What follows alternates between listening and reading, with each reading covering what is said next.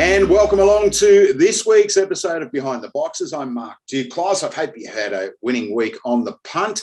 We've got a big show coming up. Now, we were due to have Jack Smith on, but unfortunately due to technology problems, probably the best way to put it, we won't be able to have him on this week's ep. Hopefully, Jack will be able to join us next week. Of course, Jungle Juice earning the slot from Greyhound Racing New South Wales in the Phoenix. Coming up, we're going to preview the Dapto Megastar heats, the Group 1 Megastar heats on Thursday night. We'll also preview Newcastle Cup heats, the Richmond Straight Track Championship. We'll review the Casino Cup and one man who was at Casino with me last week, my old mate Timmy the Battler Newbold. Welcome, Battler. I tell you what, there's nothing like country hospitality, is there? Yeah, g'day, Duke. Sure is. It was fantastic to make the trip up to Casino. For the first time, I'd been to the Casino track, and the management and committee do a fantastic job up there.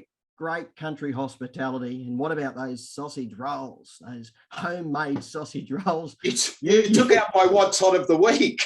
Oh, did I? My what's hot of the week with Helen Ross's homemade sausage rolls. What about you? Oh, you had one and then you went back for another. And I think at one stage, I think after you had two, I reckon you're hiding down behind one of the cars, hoeing into another one, just hiding. You didn't want to see people having three of the sausage rolls. But yeah, it was a great day. It was quite wet up. Well, it's wet everywhere in New South Wales at the moment, but quite wet around the northern New South Wales area for a couple of days anyway. So it was great. The meeting went ahead, but yeah, it was fantastic to get the Casino, Duke. And yeah, we'll get more into the race a little later on. We'll get more into the sausage rolls a little bit later on as well. Hey, listen, floods all throughout the state. Gunnedah badly affected, right out west. North, south. I mean, we've had a stack of rain up here in the north, but particularly at Gunnedah, I saw an image the other day of the track virtually enveloped in water around it, and probably a little bit of damage to the 5:27 start there at Gunnedah.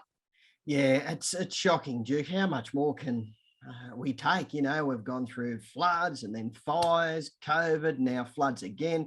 You know, the poor folk in, central west of New South Wales with the mice plague as well. So yeah, watching some of that vision, it's heartbreaking. It really is heartbreaking, but Australians are resilient, and country people are resilient and probably stronger than all of us. And no doubt they'll get through. But yeah, it's awful watching some of that vision and seeing, some of the properties and the farms and the crops all destroyed. So, our thoughts, and we're thinking of everyone who's battling the floods at the moment. And yeah, hopefully we can get a break in the weather and all these waters do subside. Yeah, as I said, we're recording the show on Wednesday morning. It is the first day of summer, not that you would know with the way the weather is playing out at the moment. And Battler, of course, that means on Thursday evening at Dapto, we've got 4 heats of the Group 1 Megastar. Let's go through them heat by heat, I should say. In the first of the heats, race 5, Zipping Curios will start favourite from box 2. Trial there in 29.3 last week. Frankie Hurst obviously believes in the old adage, if they're good enough, they're old enough, and ties that bind, takes on Group 1 chasers in the first heat. Yeah, not afraid to throw her into the deep end, Duke, but I think that just shows what an opinion Frank has got on ties the bind. She's unbeaten in 4 runs. She won the Future Stars in brilliant fashion. That'll turn out to be an unbelievable form race, in my opinion. And then consecutive wins at Wentworth Park in 30 and 22 and 30 and 19, not on tracks which were conducive to quick times either, but yeah, she's up against it. Zipping Curios drawn on her immediate outside. We've got Lockmaster, who's a flying machine when he does get the start right, and there's Mail Around that Coast Model's going really well in preparation for the series. So very, very competitive heat, and you can't even rule out Ebby Infrared, Duke, a 44-time winner, made multiple big race finals.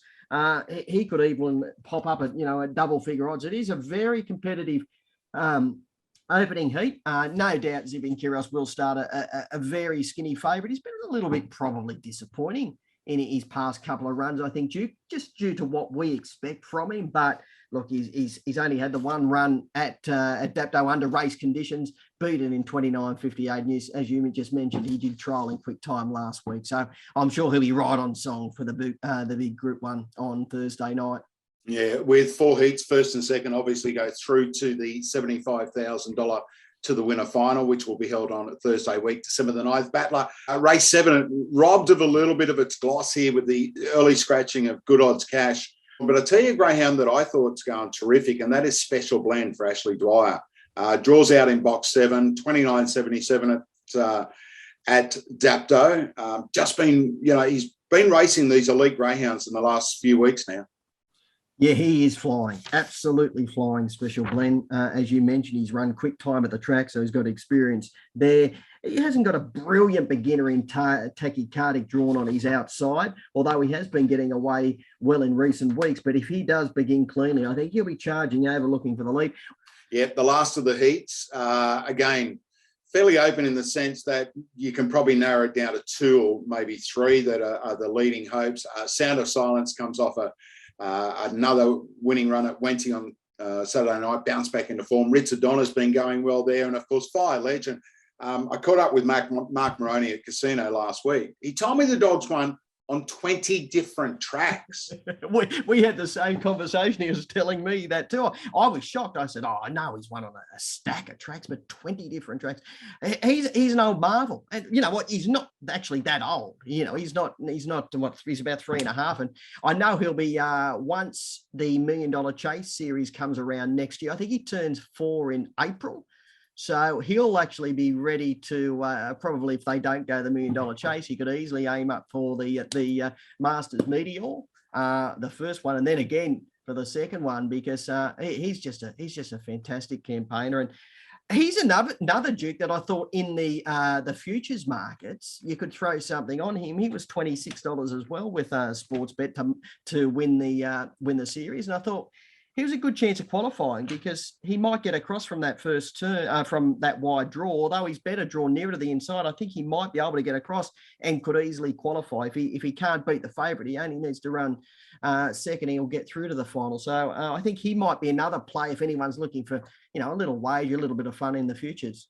Yeah, look, I think for Sound of Silence, the hang-up for him is Redshift 7, drawn directly underneath. Well, when I say drawn directly underneath him, there's a vacant box in 5, but we know that Redshift 7 wants to get wide. So Sound of Silence needs to miss him. But as I said, he bounced back a 29.75 win at Wenty on Saturday night.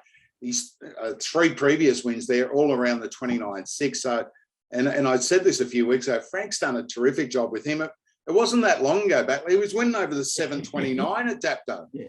He's got to be the most versatile greyhound in New South Wales. And it speaks volumes for Frank as a trainer, because having winning over the half mile and coming back and sprinting as well as what he is, he's a ripper, absolute ripper. He's 121 at 51. And as you said, he's flying 29.75 last start. He's deserved favourite in this race. And yeah, look, I don't think it's too bad of a draw. I think that, Richard Donner, she's very touchy at box rise.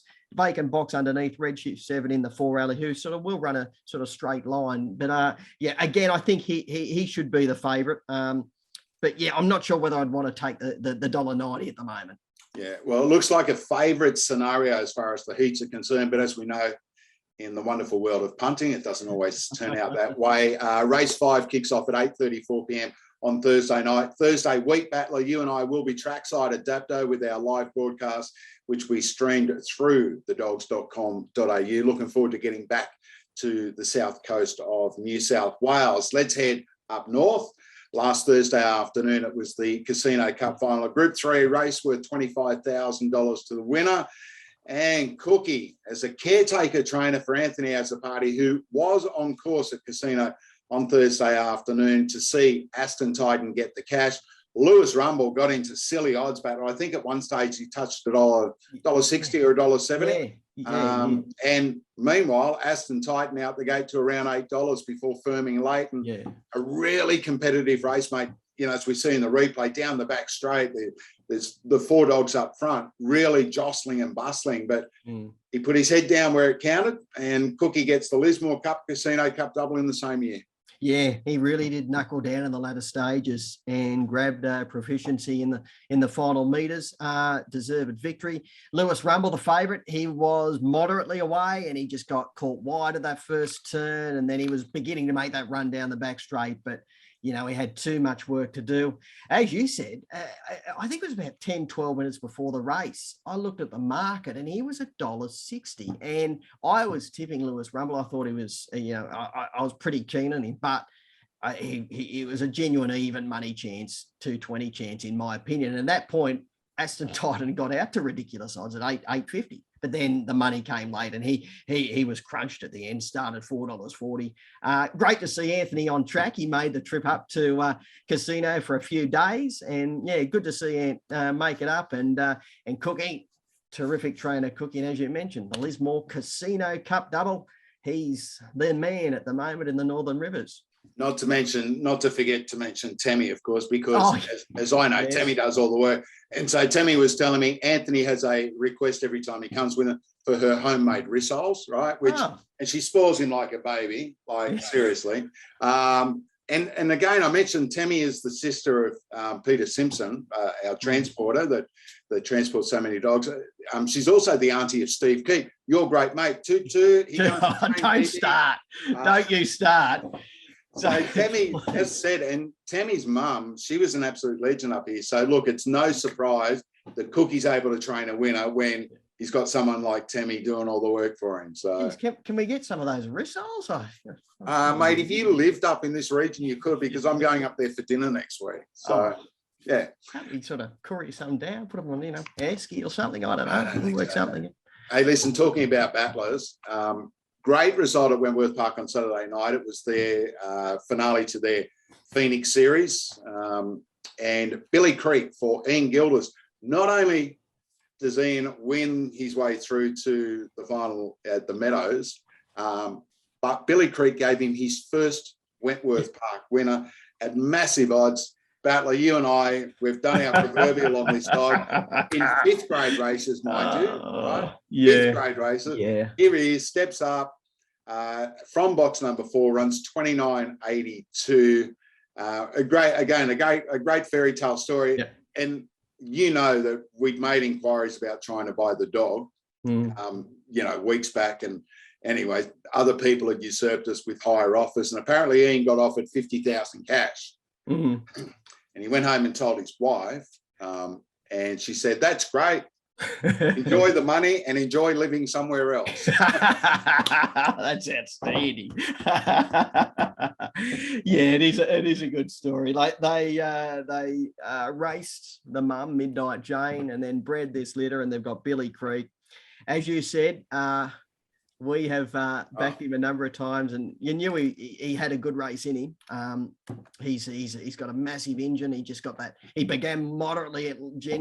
That's what he generally does, but he got that inside run at the first turn, and then the leaders had to look out because he's really strong at the end. I'd say he'll probably get 600 at the, that's what we were looking at buying him for. There's a couple of good 600 metre races at Queensland, and because of his lack of early speed, but he's, we know he's so strong at the back end. The client, who was after the dog, I said to him, I said, look, I don't think he's smart enough to win a group race against the sprinters. I think his lack of early pace goes against him, but I reckon he's a 600 metre dog all day. Yeah, I agree. I'm still thinking back to Vic Peters' night.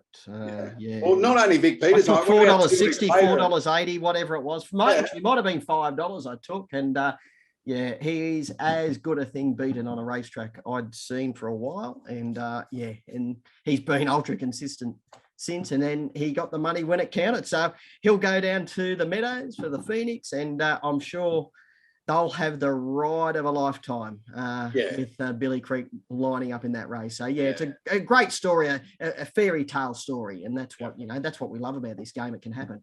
The Battler from Beryl. Yeah, the Battler from Beryl. It's an easy tag, isn't it? All right, that is the Phoenix. Let's talk about, Newcastle Cup. We've got heats of this event at the Gardens on Friday afternoon. Only 2 heats over the 715 metres. In the first heat, looks a dead set match race between Zipping Niseko, God bless her little soul after Wenny on Saturday night, and Ice Cream Story, who's drawn box 8. Niseko draws box 2. You see it the same way? Yeah, I do. Look, Zipping Virginia, she'll run a cheeky race. She's flying at the moment, but Zipping Niseko, she's the class runner. She's racing in great form. She was desperately unlucky 2 runs ago in the Dapto Middle Distance Championship when she was looming large down the back straight and she got cut out. Then she went back to Wentworth Park, 42.02 last Saturday night. She's perfectly drawn in the 2 alley. Look, she's even money, and I really think that's probably a fair price at the moment. Ice Cream Story, 42.16 winner at the Gardens last week, so she's now had a look around there over the 700. Logical danger, but if there is a knockout Duke Zipping Virginia, I thought she could, if the runs came and she got a bit of fresh air in those early and mid stages, she could certainly be in the finish. But Zipping Niseko, she's clearly the one to beat for me. Yeah, I had a massive wrapper. I said a couple of weeks back, I reckon she is about to really hit her straps. The second heat battler, Line of Quality, comes off a midfield finish in the Group 1 Bold Trees at Sandown Park last Friday night. He draws box number 3. Double Bluff comes up with the inside draw. Cool Burbsky, Zipping Ontario, and a really open race. How do you see this panning out? Line of Quality probably starts favourite. Yeah, he's $2.20 in early markets. He was good 2 runs ago in the heat of the Bold Trees and then never really got into the action in the big final last week. Look, I think he's the one to beat. He'll drop out early, big motor.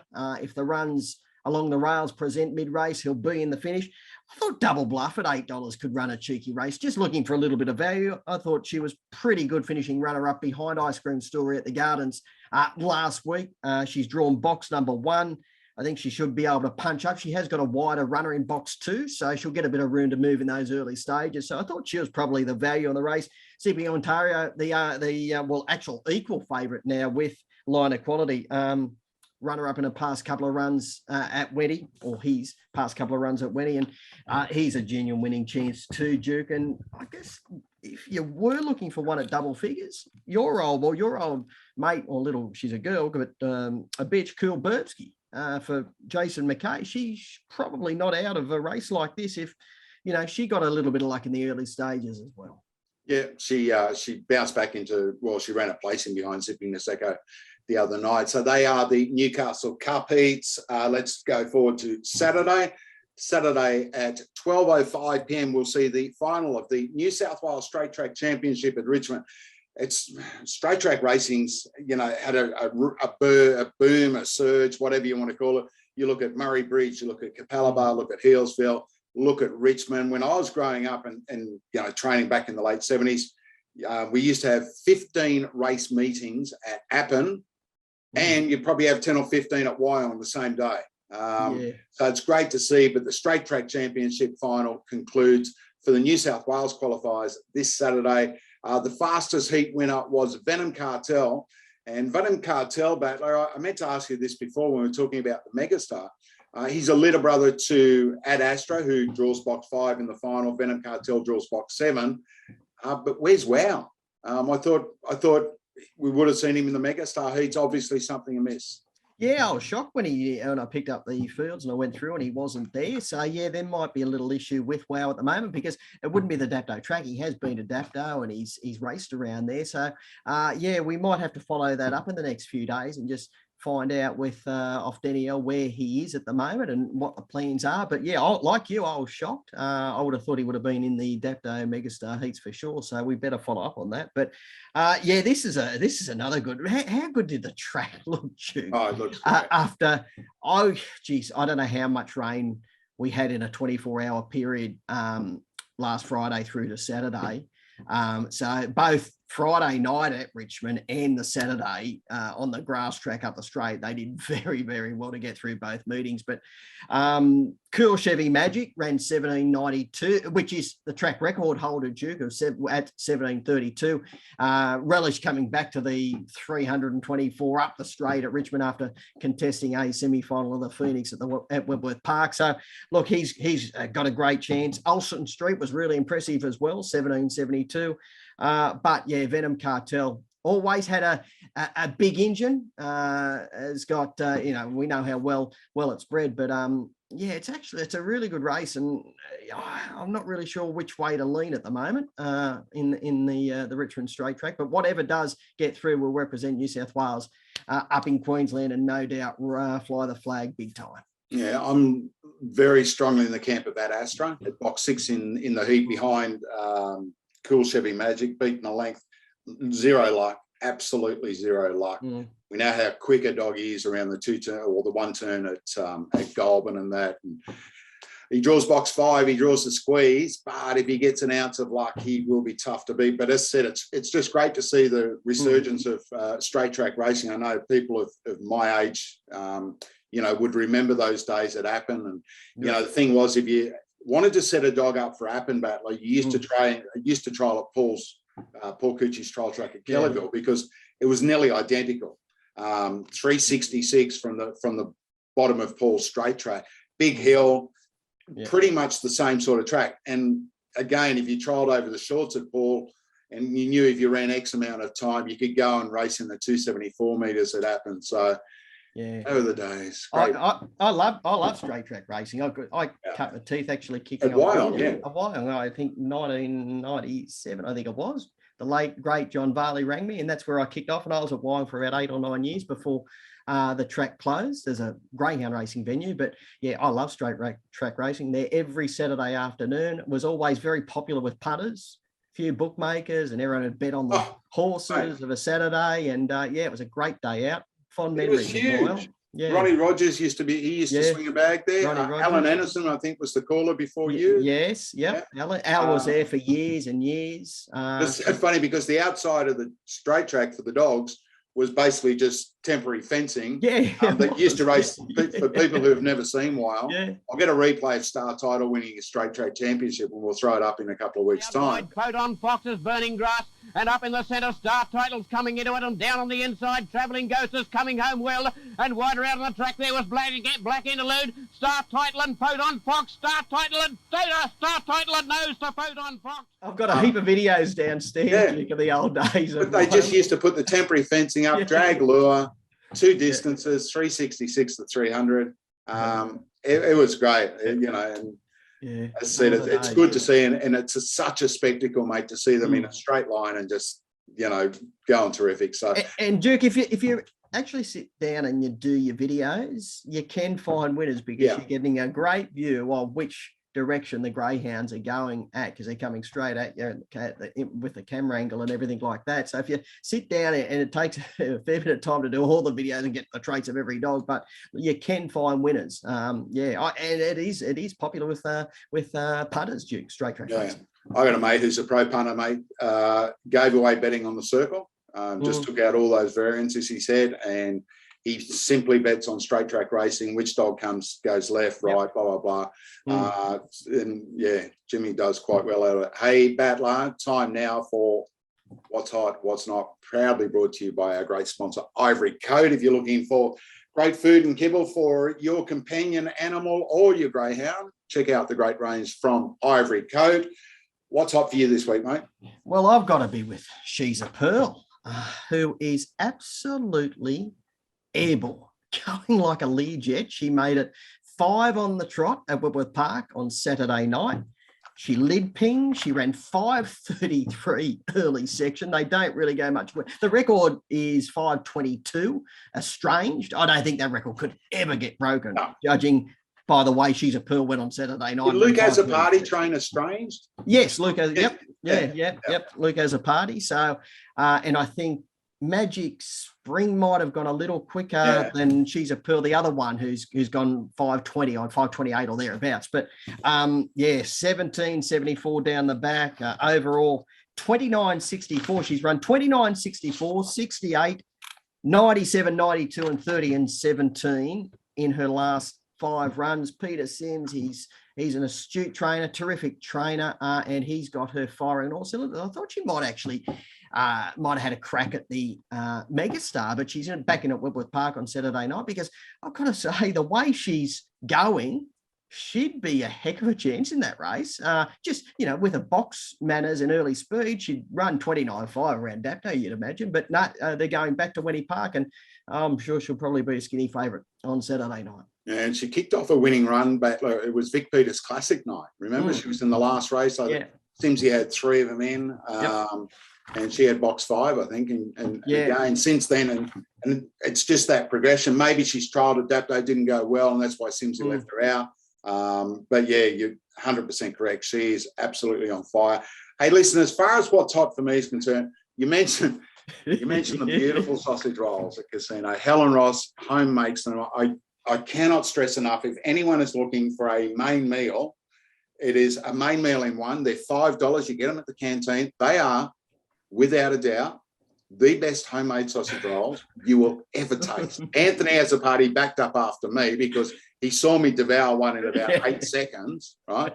So he's chimed in, but they are absolutely beautiful. Well done to Helen and her homemade sausage rolls at Casino. You had 3 main meals, 3 main meals on Friday afternoon. I never ate until Saturday. I had 2, and I never had another feed till Saturday. I tell you what's hot for me, Battler.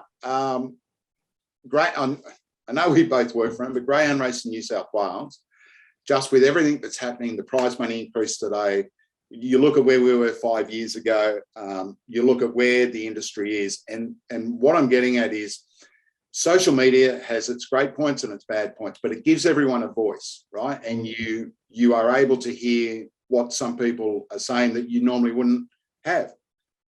The lack of flack about greyhound racing New South Wales on social media at the moment is amazing. Quite often in the past, and I mean, look, there are still things that will be sorted out, and there are issues that need to be addressed in that. But if you look at where we were and where we are, and if you go on socials, if you go on Facebook, and I'm sure I don't see all of the bad stuff, I'm sure people still pot them, but generally it's this sense of overwhelming support now for the statutory body. And again, coming from where I did, when I was coming through the media, always being on the side of the participant, taking on the statutory body. It's so good to see what is happening today as far as, the euphoria from owners and trainers are concerned. Yeah, well, that's good to see, Duke. As you know, I'm not on Facebook, but yeah, I think there's just so much to be positive about being in New South Wales at the moment with prize money increases. As you said, we've had another prize money increase today for 5th grade and higher over the 440 plus on the provincials. So $2,000, mate. Yeah, it's $2,000 to the winner, exactly. So it's good to see that extra money, and hopefully we might see a few more 500-metre races come back into the racing program as well, because you've got that extra prize money. But that is good to see, Duke, because there is a lot of positive things happening here in New South Wales at the moment. In coming months, there'll be more announcements as far as prize money is concerned. We've got the new middle distance race, which will be run in March. We've got $2 million chases next year. We've got the Golden Easter egg, and we've got another big announcement regarding another race coming up, in the next, early or mid next year. So plenty happening, but it's good to see that those bread and butter races get prize money increases too. And good to see that, the rank and file out there are pretty happy how, greyhound racing New South Wales is tracking at the moment. Yeah, and look, I'd love to see 4th place prize money paid. We bet on the first 4, we get product fees out of the first 4. Other states are paying 4th place prize money. I'd love to see that introduced. That's one of the things that I get feedback from when I go to the tracks and I speak to people. The other one is the cost of trials. If we could look at possibly subsidising the cost of trials at tracks and that, but obviously tracks have got inherent costs there with, track staff and all that sort of stuff. But again, when you talk to people, and Tony Mestrov said to me after the Greyhound of the Year function, he said, mate, I've never seen you so buoyant. I said, Tony, I've never seen greyhound racing in New South Wales so good. Yeah. Well, and a lot of the trainers I've been talking to lately have been, and I think Andy Lord said, he's never gone as well as far as earning prize money and whatnot. And that's what a few, trainers have said. If, it's a great living at the moment. If you can do it right and you have success, you can make a really good living, which is great to see. And that's what it's all about. We want people to be able to, make a living. If you're a hobby, we'll just, get an earn out if you're just a hobby trainer, but we like to see those professional trainers make a real good living out of the industry. And then it all flows back to the owners, and we can get new owners. And, a lot of people you talk to in this day and age, Duke, they are looking to get into the industry, how they can get in as, even if they get in and they own 2 or 3% of a dog, they just want to get involved. And that's just, it's fantastic. Moving forward, I think over the next few years, it's really exciting times here in New South Wales. And look, it's not all a bed of roses. There are still a couple of problems, but compared to where we were, and as you mentioned, Battler, coming up, we've got some big announcements. We've got some strategies coming up as far as syndication and new ownership are concerned. Our welfare is integral to what we do moving forward. We've got, properties that are being redeveloped now as far as, so as I said, I remember the halcyon days. I remember the late 70s and the early 80s. New South Wales was that far in front of every other state. It wasn't funny. Then we dropped off the cliff due to a number of things, but it's great to see us back. We're both proud and staunch New South Welshmen. All right, Badler, winners. We need winners. We need winners. Young dog by the name of 2 Moves Ahead for Al Proctor, Michelle and Mick Jones' own. Can't they breed a dog? Seriously. Can't they what? Up at Nabiac, God's country. Beautiful part of the world. Part of the world. Mapunga Blazer out of Ritsa Chicky, and Ritsa Chicky, she won at Whitworth Park, she won at Albion Park, so beautifully bred, but has only had the 5 runs, 4 wins at Maitland on Monday, 24.84. Thank you very much. Began brilliantly, straight to the top, didn't give anything else a look in. Second time it had broken 25, I think. It run 24.85 3 runs ago. So Al has got a very, very exciting prospect on his hands with 2 Moves Ahead. And another one who came through, the Future Stars series. So I think that series is just going to throw out a stack of great greyhounds going forward, who I think will get the free-for-all company. But this guy, I'm sure Al will just sort of race him through the grades and eventually get into town. But 2 Moves Ahead, I think he's a greyhound who we're going to see win plenty more races.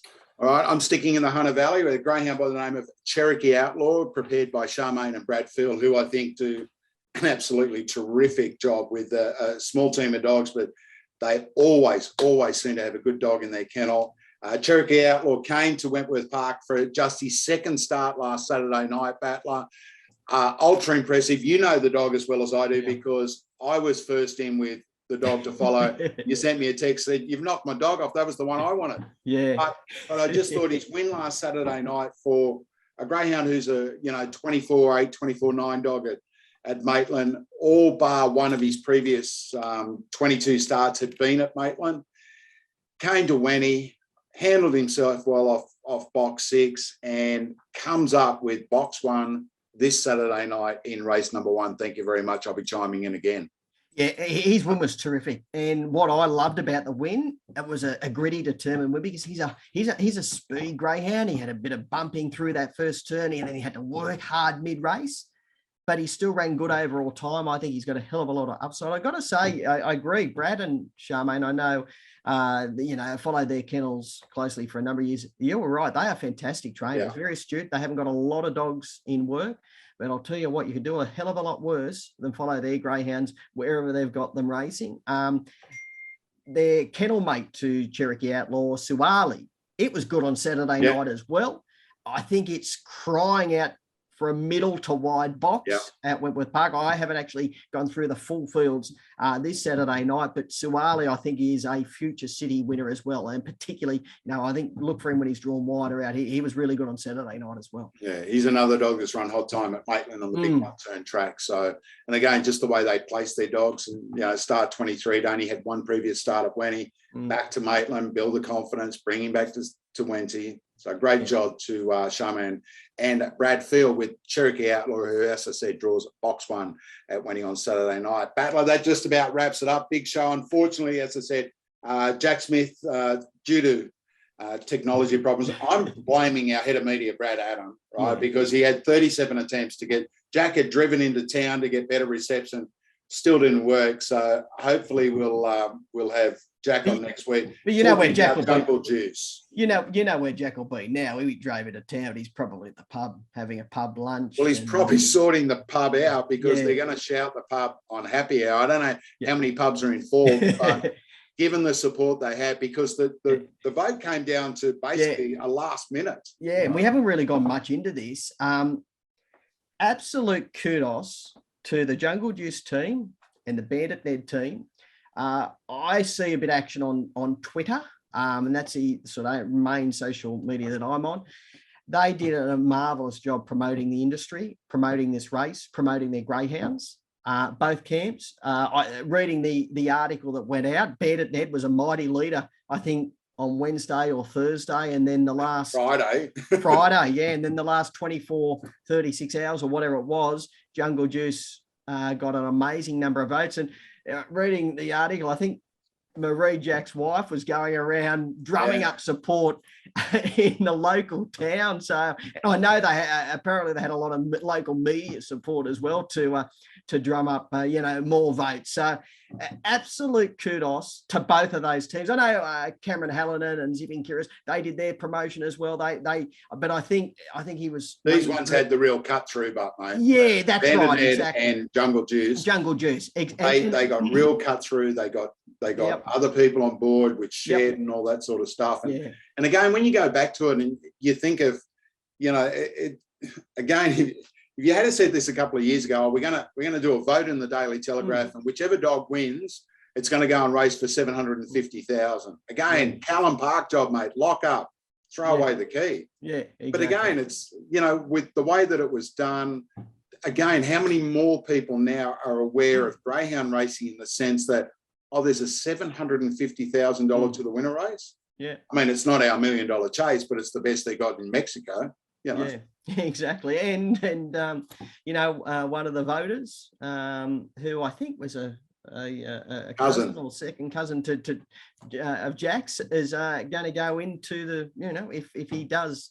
Yeah, Kath Barrett. Juice, 50,000 jumping in. So it's been we work for Greyhound Racing New South Wales, so no doubt we're going to pump up this promotion. But I think if you talk to most of the people I've spoken to in greyhound racing, they thought it was a great idea. And we have reached a wider audience, and that's what it was all about in our mind, and the way we came up with this promotion to get our representatives. So as I said, well done to Jungle Juice, Bandit Ned team, excellent work. And I'm sure all of the other greyhounds, they're probably, if you're now going toward the Megastar and whatnot. And so it's just, all in all, a really good promotion, Duke.